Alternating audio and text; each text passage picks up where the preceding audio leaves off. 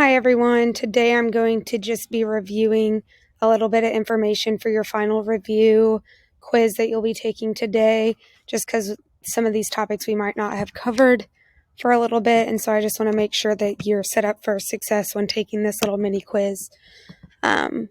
First thing I want to talk about is how to improve your flexibility. We've worked on flexibility a lot in PE class this semester, so you should be pretty familiar with it.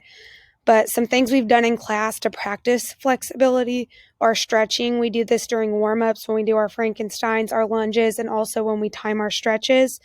We've also worked on this during our fitness stations. You'll usually have an off station where you're able to work on stretching those hamstrings and things like that. And also we've done yoga in the aux gym before, and yoga is a great way to work on your flexibility and stretching out those different muscle groups. Some benefits of flexibility, like why would we want to work on our flexibility in the first place? The first and biggest reason that we do it every single day in PE is because it does set us up for fewer injuries, which we don't want to get hurt, so having fewer injuries is always good. It helps to have less pain, especially when working out. It also improves your posture and balance. It can have an increase in your positive state of mind, have a greater strength, and overall, it just improves your physical performance altogether. Now let's discuss the number one health issue for teens today, and believe it or not, the number one health issue for teens today is obesity, so being overweight.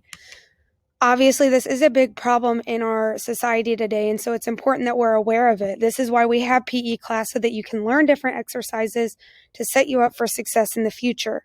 Some health consequences of childhood obesity are serious. It could lead to type 2 diabetes, which is the lack of your body to supply yourself with insulin.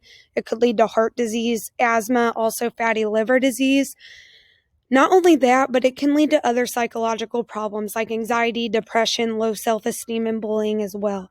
This is something that is very easily controlled by our own behaviors and habits, and so it is a good way to cope and things like that. So obesity is the biggest problem.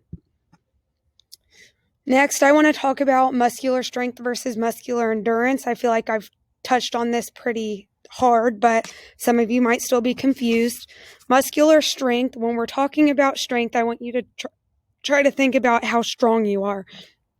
So this would be lifting heavier weights.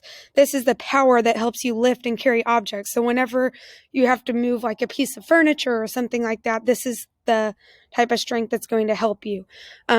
When you are weightlifting, if you're working on muscular strength, you're typically going to lift a heavier amount of weight with less repetitions. The next one is muscular endurance, and this is when you're performing exercises for extended periods of time.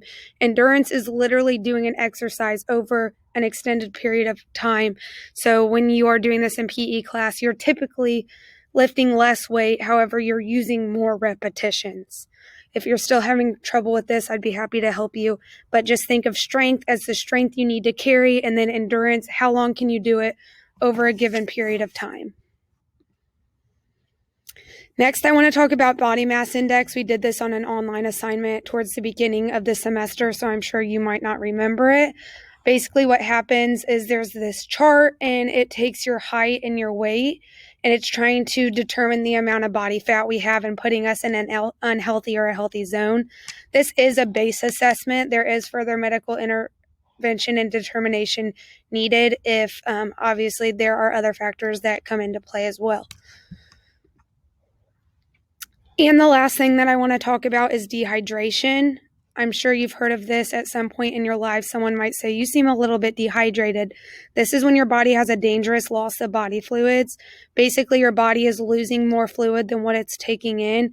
This happens during exercise. It'll also happen when you're sick.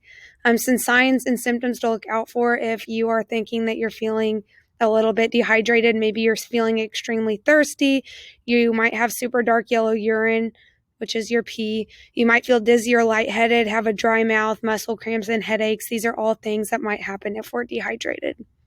So now that I've went over these things that we've discussed, maybe briefly, but now you have been reminded of them in class, now you are free to go off and take your quiz. And then when you take that quiz, I will be putting it in the gradebook for points.